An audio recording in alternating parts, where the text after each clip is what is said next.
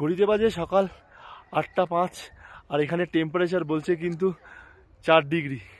কালকে রাতে আমরা তো এখানে এসে পৌঁছেছি, তোমাদেরকে তো দেখতেই পেলে তোমরা আমার ব্লগে। আর অসম্ভব ঠান্ডা ছিল, যে হারে হাওয়া বইছিল, মানে রুম থেকে বেরোনোর উপায় ছিল না। আর সকালবেলার পরিবেশটা একটু ক্যামেরাটা ঘুরিয়ে তোমাদের সঙ্গে দেখাই, হ্যাঁ, তাহলে বুঝতে পারবে। এই দেখো চারদিকটা পুরো এরকম মেঘের খেলা, খুব সুন্দর লাগছে। আর এখানে কিন্তু প্রত্যেকটা বাড়ি কিন্তু কাঠের তৈরি, না হলে কিন্তু এখানে ঠান্ডাকে কাবু করা খুব মুশকিল। আর আমরা কালকে ছিলাম রাত্রেবেলায় এই হোমস্টেটাতে। সকালবেলায় যাব, এখানে একটা খুব সুন্দর মনেস্ট্রি আছে, সেটা তোমাদের সঙ্গে শেয়ার করে নেব। তো চলো ওখানেই যাওয়া যাক। এখন কিন্তু আছি 10,000 ফিট উচ্চতায়।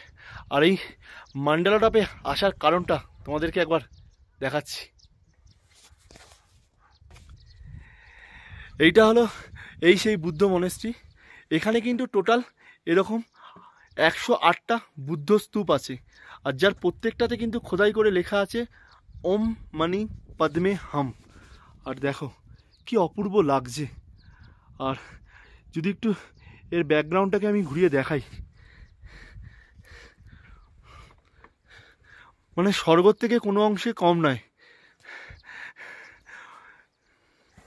জীবনে আর কি চাই, এটাই তো আসল উদ্দেশ্য, যেরকম নতুনত্ব জায়গা এক্সপ্লোর করব। আর তার সাথে একটা মজার জিনিস তোমাদেরকে দেখাই, যে ঠান্ডার চোটে একজন কোথায় লুকিয়ে আছে।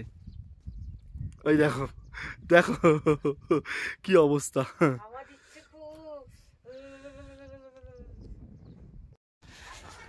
এখানে কিন্তু দেখো একগুচ্ছ ওদের পেয়ার ফ্ল্যাগ। আর এই জায়গাটায় দেখো, এখানে বসে কিন্তু ওরা আগুন টাগুন পোয়ায়।